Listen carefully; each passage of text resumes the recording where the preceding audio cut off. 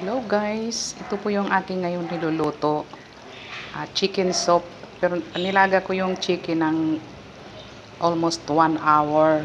Tapos, ang sahog ko lang nito ay patatas, carrots, nilagyan ko ng tanglad, sibuyas, kamatis, bawang.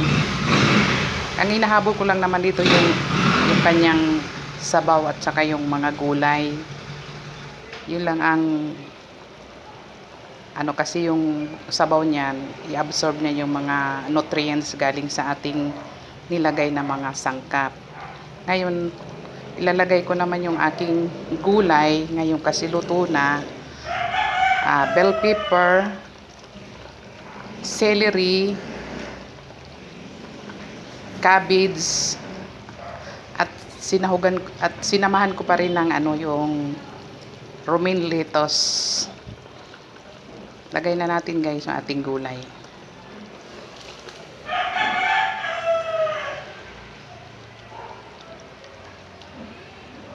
Ganito lang ang ulam ko. Lagi-lagi may gulay kasi medyo di maganda ang aking kalusugan. Para hindi lumala ang sakit. Yan ang ating gulay. Lagay ko na.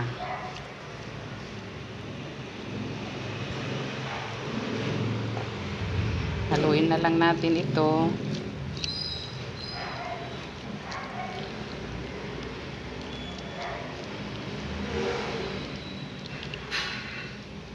Hindi na tayo mag-rice. Ito na lang ang ating lunch.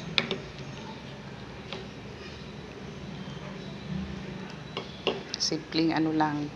Simpleng luto lang. Masustansya kahit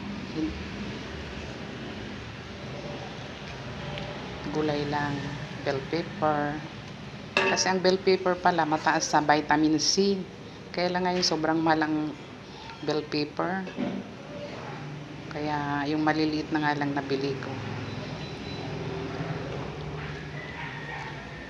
Yan, ganito lang ang chicken soup natin.